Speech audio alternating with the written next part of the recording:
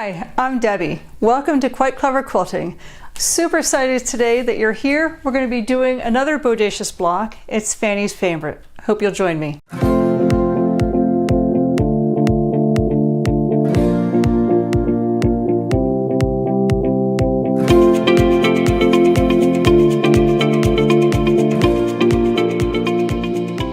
So let's get started on today's Bodacious block. What we're going to do is, I've already labeled all of the A through H.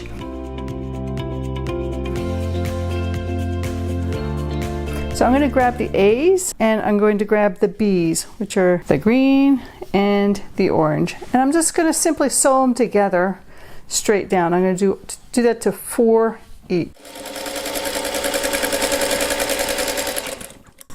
Remember, we're using a 1/4 inch seam for all of our quilting. And I'm just going to press it open towards the green. So one thing you need to notice with this block, when I sew these two pieces together, I want the smaller block in the upper left-hand corner, and on the bottom, I want the smaller block in the lower right-hand corner. So I'm just going to flip these over and sew them together. What we're making is the shaded 4 patch.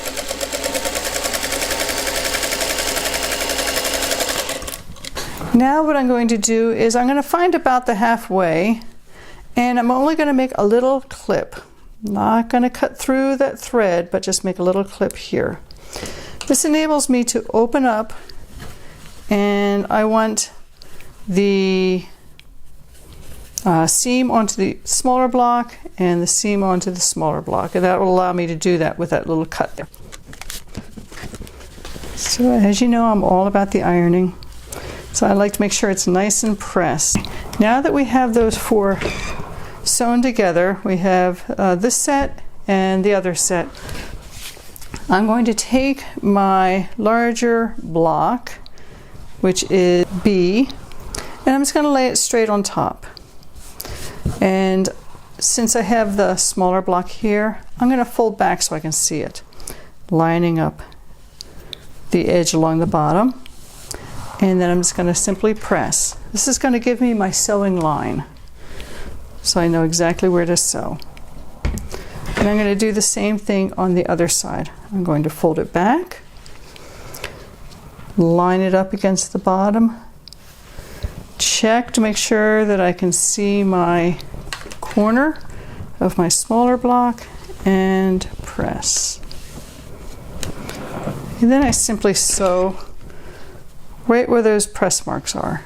So I'm just going to stick a pin in to help me hold it and sew.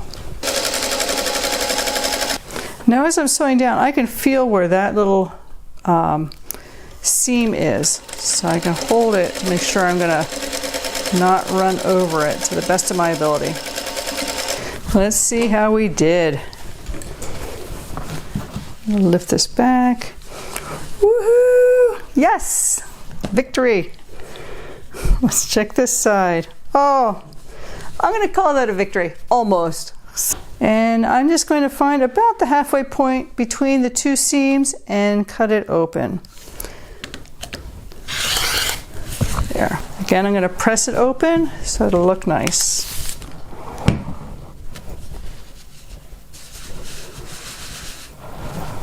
Oh, there's the one that was the perfect point. Okay, this is the A- perfect point. All right, so they look really good. I'm just going to trim them up real quick and we'll be ready for the next step. So I've gone ahead and I've already trimmed up 2 of these, and I just have these 2 to trim up. So with these 2, we're going to work on making the corner. So I have 2 of these and 2 up here. So this is the block we're going to be working on, the little sub block. I've gone ahead and sewn 1 together so you can see what it looks like. I'm going to sew that together, and then I'm going to sew these 2 together. So you might notice I'm not using pins really on these straight seams, and part of it is because they're small and I don't really need to worry about them since they're easy to keep in line. I'm going to go ahead and send these 2 through. I love this block because it's nice and bright. I chose nice bright colors because it's just fun.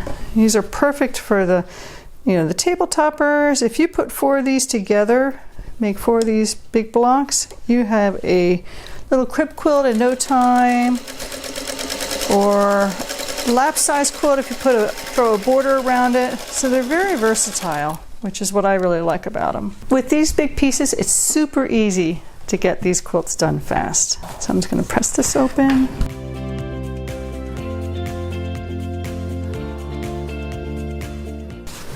Now I'm just going to sew these 2 together, and that'll make our little sub block.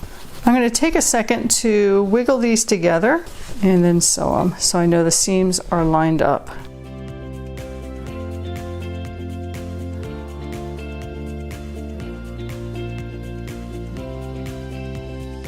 So now I finished this section. I'm going to put them aside and work on the flying geese. Okay, so let's get started on the flying geese. I have the D block and 4 of the H blocks. And I'm going to draw a line on these and then just put them in the corners. So I've gone ahead and marked these. And I put it in the corner here. Put the other one in the opposite corner. And I'm going to sew a 1/4 inch line on either side of these, and we're going to make it a scant 1/4 inch. But before we do that, I'm just going to throw a pin on it to help hold it in place.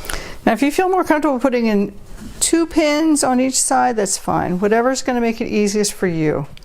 I just want to hold it so I can sew. And then this again is the scant 1/4 inch. I'm going to turn it and do the same thing down the other side. So this is my favorite part, because when you cut it apart and you press them open, it looks like little mouse ears, which I just think is so much fun. So I'm going to cut this apart right on the line that I drew. And now you'll see what I'm talking about. We'll press these open.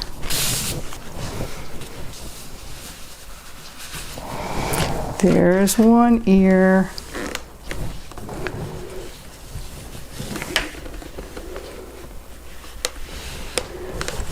And there's the other one. Doesn't it look like a little mouse? I love it.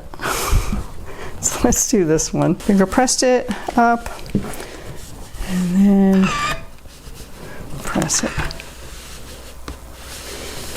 There, my 2 little mouse faces. So with the second one, with the last 2 that we have, 2 blocks, I'm just going to cover that little mouse nose, lay it down, lining up the sides, and I'm going to scant 1/4 inch seam on either side. So let's get these 2 down and go back to the sewing machine and sew.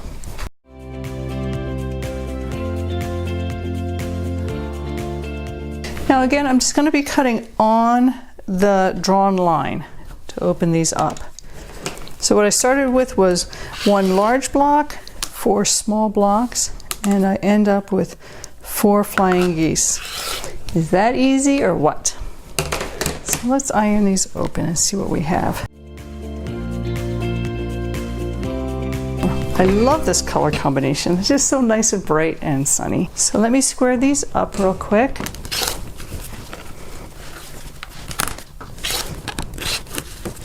Okay, so we've trimmed these up. I was concerned making sure that I have the 1/4 inch between the point and the edge. That's important, is that make sure you maintain that 1/4 inch. So now let's put it all together. I have G here, which is my center.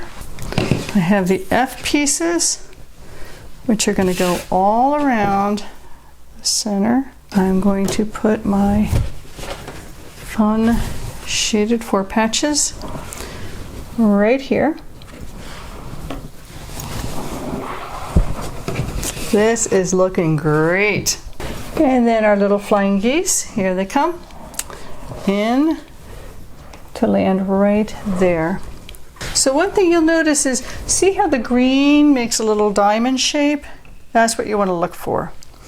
So now in order to finish this, I want to sew the flying geese onto these gray pieces. So I'm going to do those 4 right now, and then I'll have complete sections to sew together.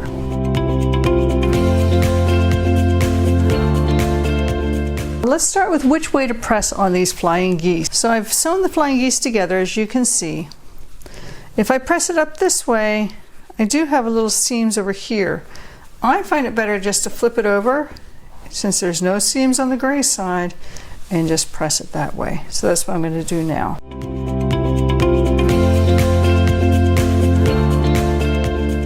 Now we can lay these back out. And there's the start of my diamond shape. There, there, and there. Now it's just a matter of sewing these together. I'm going to be sewing these 2, then these 2, and then these 2 together.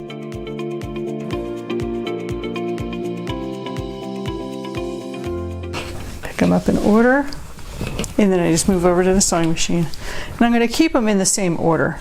So the one that comes out first is going to be the one that's on top.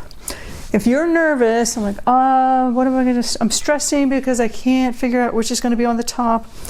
Just take a pin, and the one that was in the top corner, place a pin in there. Okay, and then we'll make sure that that's always the top left-hand corner. So I'm going to make sure my seam is snuggled together, and then just sew. The nice thing with having the flying geese on the top is you make sure it hits at the intersection. Next to the center block, and then the last one. Line up the seams. I'm going to pause, make sure my little intersecting seams snuggle together nicely, and they do. Okay, remember we put the pin on the top left corner. There's my pin. So I know that's the top left corner, and I can open them up. Now some people leave these together, and you can do that, or you can cut them. I'm choosing to cut them this time just to make it easier for you to see what I'm doing instead of having all the fabric moving around. In one of my next videos, or one of my other videos, if you check it out, you'll see that I've kept them together, so you can see 2 different ways to do it. Here's my pin again in the top left corner. So I'm going to put this one over, this, and this. And remember, I pick them up from the top down. Checking the seam intersections.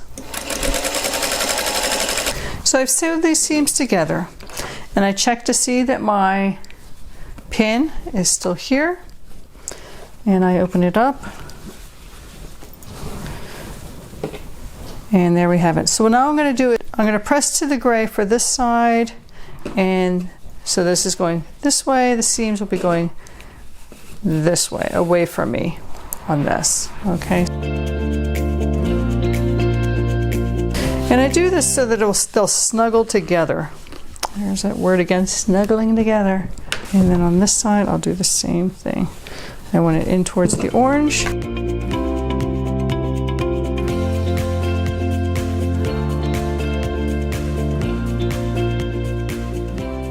So now we have the pin. We have these attached. And now it's just a matter of sewing these 2 seams, and we are done. So let's get these 2 seams sewn.